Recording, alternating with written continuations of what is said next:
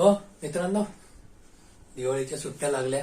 हा मस्त आता टाइमपास आणि खेळणं बिळणं पूर्ण धुळगूस. तर परवा आमच्या पार्किंग मध्ये बरं का मुलं बरं का कशाचा खेळ खेळत होती, रस्सी खेच, जे तुमच्या मराठीमध्ये टग ऑफ वॉर.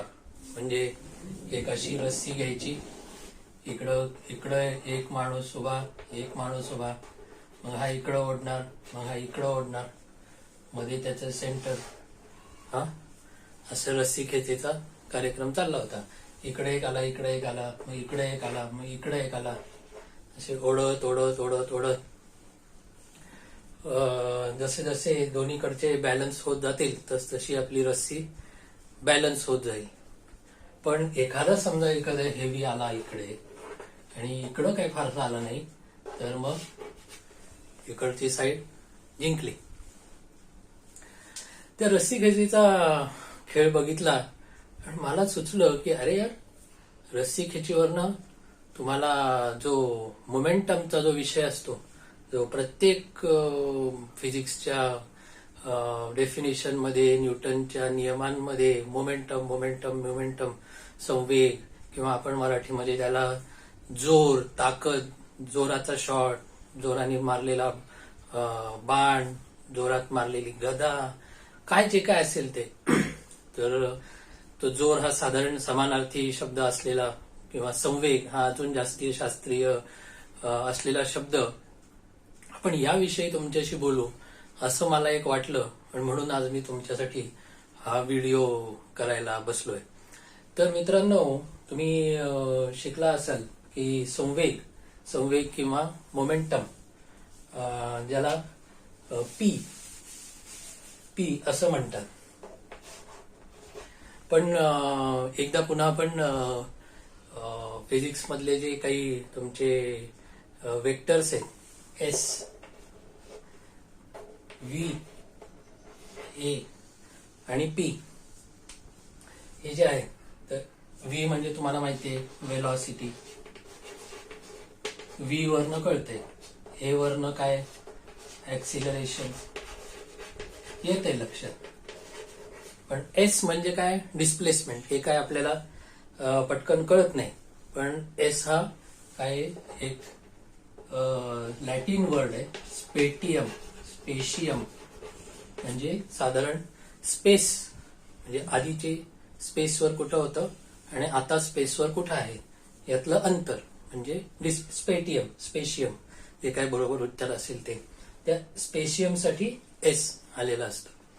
तर असं तुमच्या डोक्यात कधी आलं असेल की डिस्प्लेसमेंटला एस कसं काय, तर स्पेशियम जे काय लॅटिन शब्द असेल, लॅटिन उच्चार असेल, त्यानुसार ते आलेले आहे, एस फॉर स्पेशियम.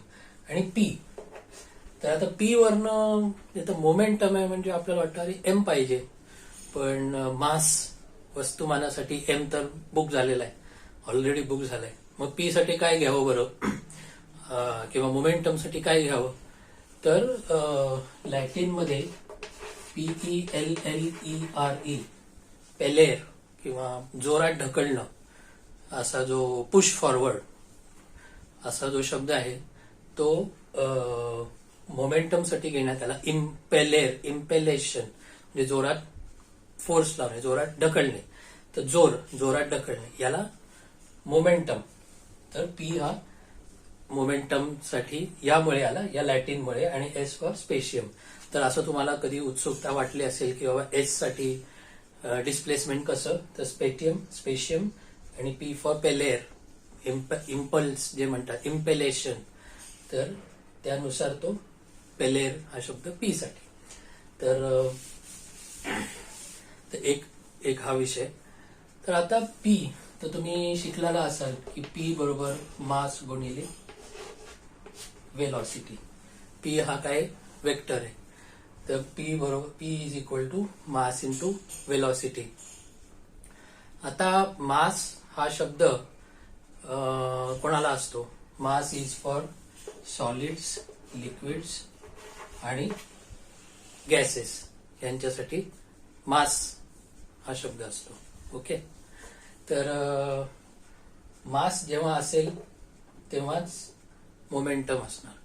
जेव्हा सॉलिड असेल, म्हणजे सॉलिडचं काही मास असेल, जेव्हा काही लिक्विड असेल किंवा जो काही गॅस असेल, तर प्रत्येकाला काही ना काही वस्तुमान असेल, काही घनता असेल आणि त्याच्यामुळे मोमेंटम असेल. तुम्ही विचार करा, समजा आपल्या आजूबाजूला जो लाईट असतो, प्रकाश असतो, जर का त्याला मास असतं तर गारा पडल्यासारखं वाटलं. म्हणजे अरे बापरे, इतकं वरनं काहीतरी पडतंय, त्याला काहीतरी 1 मिलीग्रॅम पिकोग्रॅम जरी असलं आणि तरी त्याला जोरदार इतक्या वरून आपल्या अंगावर पडतंय. जर का काही मास असता, त्याला मोमेंटम आला असता आणि आपल्याला रोज प्रकाश पडला, अरे प्रकाश लिटरली अंगावर पडला असता, भोकं पडली असती. पण तसं होत नाही. प्रकाशाला काही अजून तरी इतकं मास नाहीये किंवा खूपच कमी आहे किंवा अजून ते पार्टिकल आहे का वेव्ह आहे किंवा ते दोन्ही आहे असं वगैरे त्यात असल्यामुळे निदान आपण लकी आहोत की प्रकाशाला काही मास नाहीये. तर अर्थात आपण मोमेंटम बद्दल बोलत होतो की momentum is equal to mass into velocity. तर त्यामुळे जेव्हा जेव्हा सॉलिड असतील, लिक्विड्स असतील, गॅस असतील, जेव्हा त्यांना काही ज्या प्रकारची जी पदार्थ आहेत यांनी बनलेले, त्यांना मास असतो. म्हणजे आता आपण मगाशी जो खेळ बघत होतो, खेचाखेचीचा, रस्सी खेचीचा, की इथं एक आहे, इथं एक मुलगा आहे, इथं एक मुलगा आहे. जेव्हा हा समजा छोटा मुलगा आहे 15 किलोचा, तर इथं 15 किलोचा आहे. मग त्यांनी जोरात एकमेकाला ओढलं. काही वेलॉसिटी यांनी दिली, काही वेलॉसिटी यांनी दिली आणि जोरात ओढलं. साधारण त्यांचं मास सारखं आहे, जोरात दोघंही ओढतायत खाऊन पिऊन आणि त्यामुळे इकडच्यांचं ताकद मास इंटू वेलॉसिटी आणि इकडच्यांची ताकद किंवा इकडच्यांचा जोर हे कसं आहे, बॅलन्स आहे आणि कोणी पडत नाही इकडं तिकडं, बरोबर ताणून धरलंय. पण समजा आता इथे ह्याच्या मागे एक असा 40 किलोचा आला आणि इथे असाच एक ताकदवान 40 किलोचा आला, पुन्हा बॅलन्स झालं, 55 माझं झालं, जोरात ओढतायत, बॅलन्स झालं. समजा इथे आता एक 100 किलोचा आला आणि इकडे 80 किलोचा आला,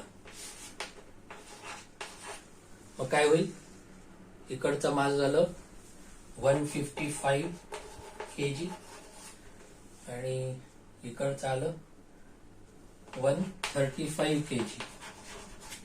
आणि आपण गृहीत धरू की सगळे जोरातच ओढतायत, तर मग इकडचं ताकद जास्त झाली, इकडं काय म्हणतात, हा याच्यावर हेवी झाला, हा ताकदवान ठरला, श्रेष्ठ ठरला आणि मग याला ओढून घेतलं. त्यामुळे मग मास into velocity on this side is lesser than mass into velocity on this side आणि मग त्यांनी त्याला ओढून घेतलं आणि खेळ संपला. तर अशी या मोमेंटमची महती. आता आपण एक उदाहरण घेऊ तुमच्या नेहमीच्या मोमेंटमचं आणि वेलॉसिटी डिस्प्लेसमेंटचं उदाहरण घेऊ. समजा आपण एक नेहमीचं उदाहरण किंवा आपला जो नीरज चोपडा, आपला जो सुवर्ण पदक विजेता, ऑलिम्पिक सुवर्ण पदक विजेता, आणि त्याचं एक तो भालाफेक करतो, जॅव्हेलिन थ्रो. तर त्याच्या भालाफेकीचं उदाहरणात आपण ह्या पद्धतीने विचार केला तर भालाफेक करणारे जनरली काय करतात, असे थोडा वेळ पळत पळत पळत पळत असे येतात आणि इकडनं असा भाला जोरात फेकतात काही अँगलवरून आणि तो भाला असा जाऊन असं कुठंतरी जाऊन असा पडतो आणि मग तो कोण किती लांब टाकतोय आणि किती ताकदीने टाकतोय, त्यांचे काही रूल्स असतील आणि त्यानुसार मग कोण सुवर्ण पदक विजेता आणि जे काय असेल ते. तर मागच्या वेळेस आपण ज्या पद्धतीने बघितलं होतं की initial velocity, final velocity, equations of motion या विषयामध्ये आपण मागच्या वेळेस जेव्हा बघत होतो तेव्हा आपण काही ग्राफ काढले होते, म्हणजे डिस्प्लेसमेंट टाइम, वेलॉसिटी टाइम आणि ऍक्सिलरेशन टाइम. तर आज आपण वेलॉसिटी टाइम ग्राफ हा काढणार आहोत. तुम्हाला तिन्ही बघायचे असेल तर प्लीज मागचा व्हिडिओ रेफर करा. तर आता आपण नीरज चोपडाचं उदाहरण घेतोय आणि हा टाइम आहे, हा टाइमचा ऍक्सिस आणि हा वेलॉसिटीचा ऍक्सिस. तर आता साधारण माहिती काढली नीरज चोपडा विषयी. म्हणजे त्याचं मास, म्हणजे त्याचं वजन 80 किलो, त्याचा जो भाला असतो, भाल्याचं वजन साधारण 800 ग्रॅम म्हणजे 0.8 किलो असा तो भाला असतो. आणि समजा म्हणजे भाला फेकताना जसं म्हणलं की पळत पळत पळत जातात आणि कुठेतरी एका पॉइंटला येतात आणि भाला जोरात फेकतात. तर आपण असं समजूया की नीरज चोपडा हे हातामध्ये तो भाला घेतला आणि भाला घेऊन तो काही अंतर काही वेगाने पळाला. तर तो वेग आपण असं समजूया की 7.2 मीटर पर सेकंड. 5, 10, 15, 20, 25, 30. तर आता आपण विचार करतोय की भाल्याचा वेग, बरं का, नीरज चोपडाचा वेग म्हणजेच भाल्याचा वेग असं सुरुवातीला असेल. नीरज चोपडा हातामध्ये भाला घेऊन पळत सुटला काही अंतरावर. तर पहिल्यांदा त्याचा वेग होता 7. इथं velocity javelin V of J, जॅव्हेलिनची वेलॉसिटी होती 7.2. म्हणजे तो काही अंतर 7.2 या वेगाने गेला. म्हणजे आपल्या इक्वेशन्स ऑफ मोशनच्या भाषेमध्ये U इनिशियल वेलॉसिटी म्हणजे सुरुवातीची एक U0 इकडे काय असेल ती असेल, पण तो इथपर्यंत आपण समजा एका पॉइंट नंतर तो एक समान वेगाने पळत गेला. Initial velocity at this time, या कुठल्या तरी एका स्पेसिफिक सेकंदापर्यंत त्याची इनिशियल वेलॉसिटी होती U was 7.2 meters per second भाल्याची. आता नीरज चोपडा ज्या वेगाने पळतोय त्याच वेगाने भाला पळतोय असं आपण समजू. आणि इथं येऊन त्यांनी तो भाला जोरात काय ताकद लावून खच्चून जोरात फेकला आणि त्याची वेलॉसिटी साधारण आपण समजूया की इथं 7.2 आहे. तर आपल्या ग्राफ मध्ये म्हणजे इतके 5, 10, 15, 20, 25, 30, 35, 40. तर त्यांनी जेव्हा तो इथनं फेकला तेव्हा असं समजू की भाल्याची वेलॉसिटी कुठे गेली 40 मीटर्स पर सेकंड. खरं तर अजून जास्त असेल.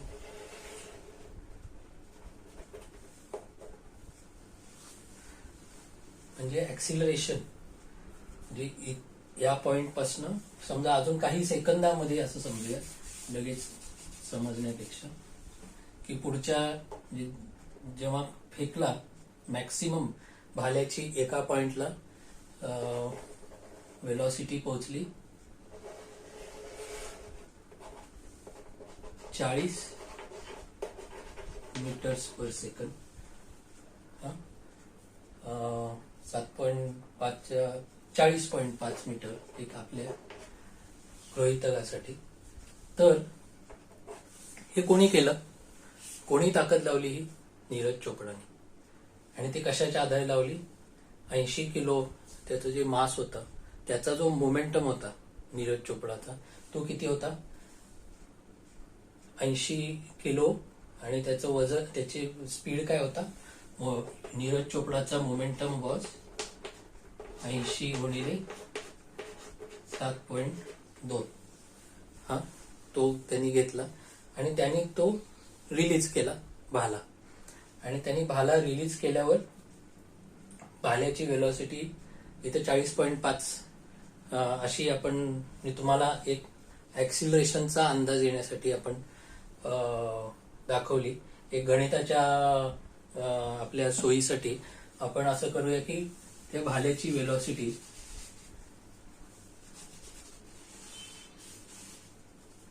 बहात्तर अशी गेली इतकी, समजा 72 मीटर पर सेकंद भाल्याची वेलॉसिटी गेली. इतका जोरात टाकला त्यांनी, म्हणजे भाल्याची वेलॉसिटी P2 किती झाली, 72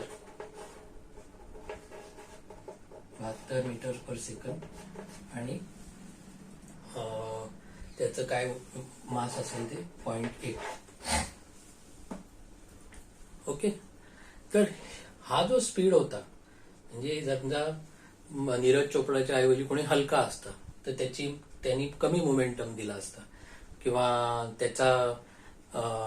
त्याच्यापेक्षा कोणी हेवी असतं, कोण जो पाकिस्तानी होता तो अजून जड आहे, त्यांनी अजून जास्त मोमेंटमनी ताकदीने तो फेकला असता, त्याचा अजून वेग, आणि मग तो अजून लांब गेला असता. तर अशा पद्धतीने 7.2 मीटर पासून सुरुवात करून 72 मीटर पर सेकंद हे त्याचा जो भाल्याचा जो वेग होता तो कोणी बदलला, तर तो नीरज चोपडा, किंवा त्याचं जो मास होतं आणि त्याची जी ताकद होती, तर ती ताकद किती जोरात त्यांनी टाकलं, तो जोर, त्या जोरालाच किंवा त्या संवेगालाच सायंटिफिकली आपण काय म्हणतो, मोमेंटम. तर आता या ठिकाणी तुम्ही बघाल की समजा आपण एक गणिताच्या दृष्टीने मग लक्षात आलं की मोमेंटम म्हणजे ताकद किंवा जोर, आणि तो मास गुणिले वेलॉसिटी यांच्या गुणाकारातून मिळतो. समजा आता आपण इथं जे उदाहरण घेतलं की नीरज चोपडा, आता आपल्याला समजा वेग माहित नाहीये, आणि principle of conservation of momentum, की नीरज चोपडाचं वजन, मास, वस्तुमान 80, आणि नीरज चोपडाचा वेग, पळण्याचा वेग 7.2, भाल्याचं वजन 0.8. तर भाल्याचा व्ही ऑफ जॅव्हेलिन किती मिळेल, हे काय, हे इक्वल असलं पाहिजे जेव्हा भाला फेकतोय.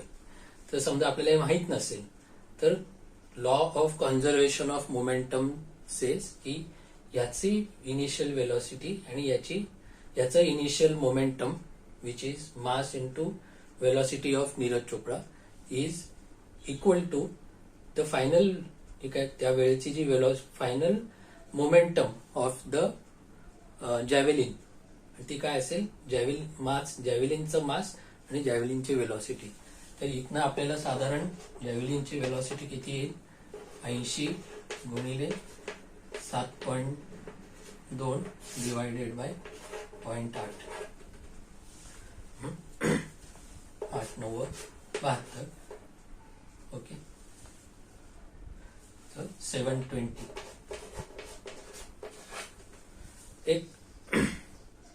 720 मीटर्स पर सेकंड. जर का इनिशियल, तर हा कुठं ट्रान्सफर झालाय, भाला हलका असल्यामुळे नीरज चोपडाने जो त्याच्या मास मधनं जे काही दिला होता मोमेंटम, तो भाला हलका असून त्याला कुठल्या स्वरूपात मिळाला, वेलॉसिटीच्या. जर का भाल्याचं वजन जास्त असलं तर मे बी वेलॉसिटी कमी झाली असती, just because momentum is the multiplication or the product of mass into velocity. तर हा चेंज इन मोमेंटम जो न्यूटन पण म्हणतो की चेंज इन मोमेंटम हा कशामुळे झालाय, त्या मास आणि वेलॉसिटीच्या प्रॉडक्टमुळे. जे काय त्यांनी नीरज चोपडाने जी ताकद लावली, जोर लावला, जो मोमेंटम दिला, मोमेंटम हा आपण साधारण असं म्हणतो, काही मोमेंटमच नाहीये, काही हालचालच नाहीये, काही गडबडच नाहीये, म्हणजे काय की काही हालचाल नाहीये. तर मोमेंटम या शब्दाचा अर्थच आपण काहीतरी, तिथे एक मास पण आहे आणि तिथे एक वेलॉसिटी पण आहे.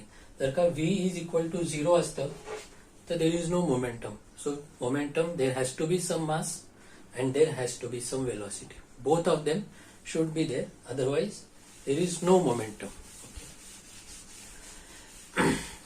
आता हे झाल्यानंतर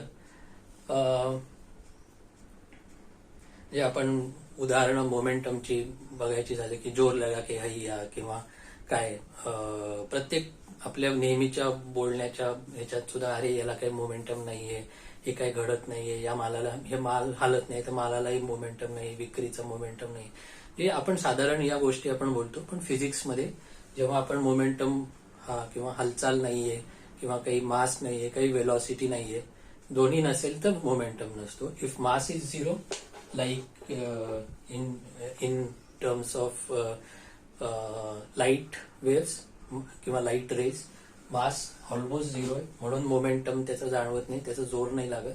आणि नाहीतर स्पीड लाईट रेजचा इतका जास्त स्पीड असतं तर खूप जोरात काहीतरी झालं असतं, पण तसं होत नाही. So mass has to be there, velocity has to be there. दोन्ही असेल तर मोमेंटम त्या ठिकाणी असतो आणि त्या ठिकाणी तो बदलू शकतो. तर आता आपण 7.2 आणि जसं आपण आता हप्त्याच्या ह्याच्यामध्ये म्हणलं की इनिशियल नीरज चोप्राने जो थ्रो केला तर त्यांनी इनिशियल त्याचं वेलॉसिटी होती 7.2, त्याची फायनल वेलॉसिटी होती 720. कोणाची? भाल्याची. भाला त्यांनी फेकला. तर मग आता या ठिकाणी तो जो भाला गेला तर मोमेंटम कसा शिफ्ट झाला भाल्याचा? म्हणजे इथं किती होता? 7.2 स्पीड होता आणि 0.8. आपण भाल्याबद्दल बोलतोय आता, ओके, नीरज चोपडा बद्दल नाही. की भाल्याचं मास ऑफ जॅव्हेलिन वॉज ऑलवेज 0.8 मास. नंतर इनिशियल वेलॉसिटी ऑफ जॅव्हेलिन वॉज 7.2 आणि final velocity of javelin is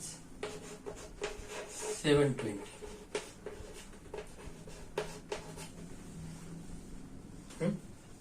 हे दोन्ही आलं लक्षात? तर इनिशियल वेलॉसिटी आणि फायनल वेलॉसिटी हे घेतलं. समजा याच ठिकाणी आता आपण जसा वेलॉसिटी टाइमचा ग्राफ काढलाय तसा आपण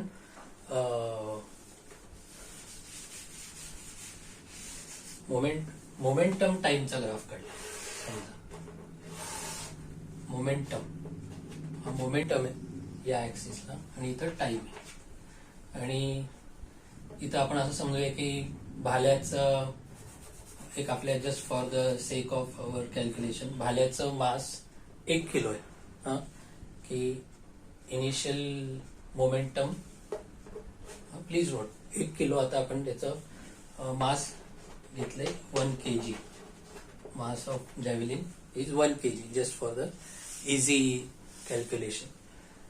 The initial momentum of the mass of the javelin PU, initial momentum of the javelin किती होत राहिला मग तो 7.2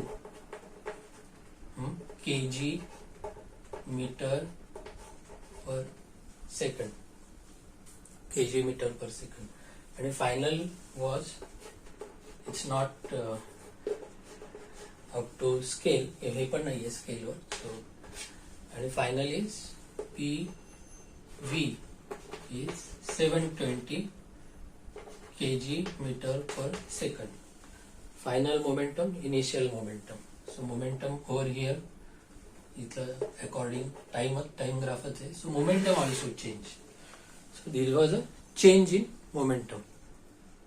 so how did the momentum change? Momentum कसा बदलला की momentum change in momentum delta म्हणजे change in momentum is P of V minus P of initially किती होता, फायनल किती झाला.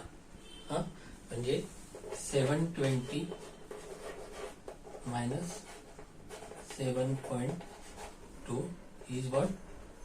Change in momentum.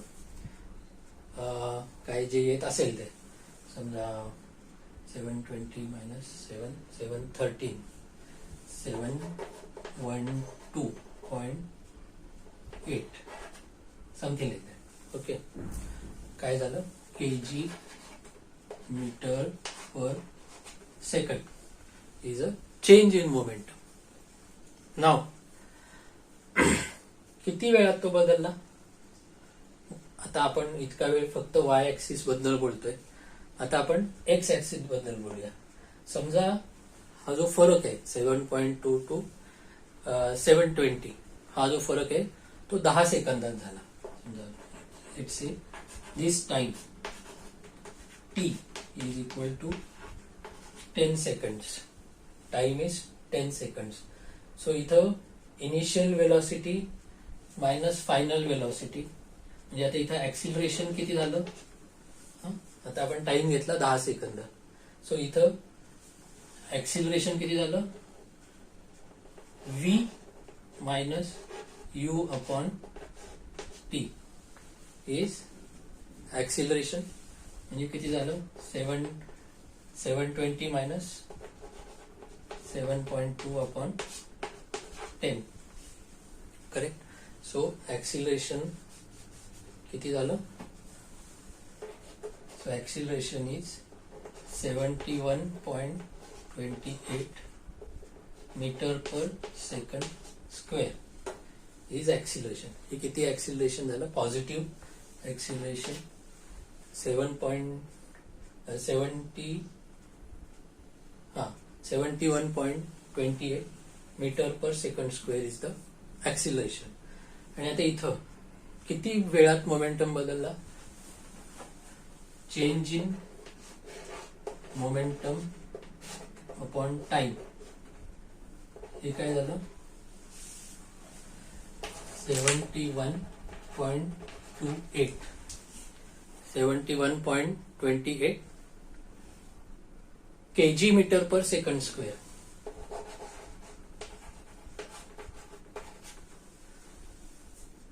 पण हे काय मिळालं आपल्याला? Change in momentum upon time. म्हणजे do you know? Change in momentum म्हणजे मोमेंटम मध्ये झालेला बदल over time is, my dear friends, rate of change of momentum. आणि rate of change of momentum is nothing but the force Neeraj Chopra applied.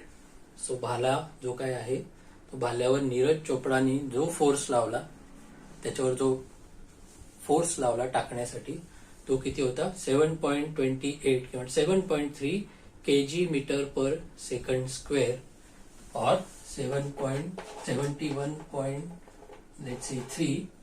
Newton is the force. म्हणजे याचा काय झाला अर्थ? 71.3 न्यूटन म्हणजे चेंज इन मोमेंटम. आपण इथं बघितलं, चेंज इन मोमेंटम म्हणजे नक्की काय झालं? Change in momentum is m into final velocity minus m into initial velocity upon time. Force is equal to m into v minus u upon time. Common आहे, तो एकच भाला आहे त्यामुळे तो कॉमन आला. m into v minus u upon t आणि v minus u upon t is v minus u upon t is acceleration. So m into a. So आपल्याला काय कळलं की फोर्स फोर्स हा काय rate of change of momentum. Rate म्हणजे rate as per the time. So rate is always something as per, म्हणजे कशाशी तरी कम्पेअर्ड रेट. सो त्या काळात बदलणारा मोमेंटम, तो काळ महत्वाचा आहे. So time rate of change of momentum, delta p, change म्हणजे delta p upon time is nothing else but mass into acceleration.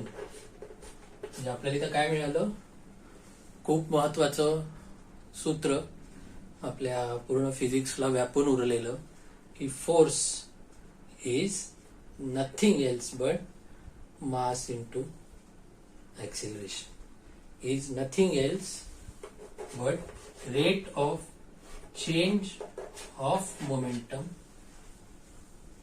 आणि मोमेंटम काय, m into v minus u upon time. m into v minus u upon time is acceleration. So force is mass into acceleration. तर मित्रांनो, हा जो नेहमी तुम्हाला जो होणारा घोळ आहे, तो तुम्ही याच्यातनं या असला काही ग्राफ काढून एखाद्या किंवा विराट कोहलीने मारलेला शॉट, की शॉट मारताना जो बॉल होता त्याचा वेग समजा काही असेल, म्हणजे बॉलरने 80 मीटर पर सेकंडने समजा खूप फास्ट बॉल टाकला आणि त्याने तो काहीतरी हुक मारला किंवा काय पुल मारला किंवा काय केलं आणि तो समजा 100ने गेला, 120ने गेला, आणि मग त्याच्यानुसार तुम्ही त्याला झालेला बदल आणि मग त्याच्यानुसार येणारा न्यूटन्स चेंज ऑफ मोमेंटम, म्हणजेच विराट कोहलीने बॅटच्या साह्याने बॉलवर लावलेला फोर्स, म्हणजेच मास, म्हणजे त्या बॉलच्या वस्तुमानाला तो काय असेल, अर्धा किलो किंवा पाव किलो किंवा अजून कमी असेल, कॉर्क बॉल असेल तर त्यानुसार त्याला मिळालेलं ऍक्सिलरेशन, याचा विचार करा आणि तुम्हाला मोमेंटम हा विषय चांगल्या पद्धतीने समजून घेता येईल. आणि तो समजून घेता आला तर तुम्हाला बरेचसं न्यूटनचे नियम आणि F is equal to mass time acceleration हे का असतं हे कळेल. आणि साध्या मराठीत बोलायचं झालं, अगदी सायंटिफिकली नाही म्हणायचं तर मोमेंटम म्हणजे जोर किंवा ताकद, जोराचा फटका, जोरात पळणे, जोराचा शॉट, जिथं जिथं तुम्ही म्हणाल जोरात पळतीये, पटकन जा, किंवा जोराने काहीतरी, जोराने घोडेस्वार पळत आला किंवा जोराने ट्रेन येते. तर प्रत्येक ठिकाणी जेव्हा जेव्हा तुम्हाला सॉलिड, लिक्विड किंवा गॅस दिसेल किंवा असेल आणि त्याला काही काही विशिष्ट वेग असेल, तर त्या प्रत्येकाला मोमेंटम असेल आणि तो जेव्हा बदलेल तो कुठल्या तरी एक्सटर्नल फोर्समुळेच झालेला असेल as per second law of motion.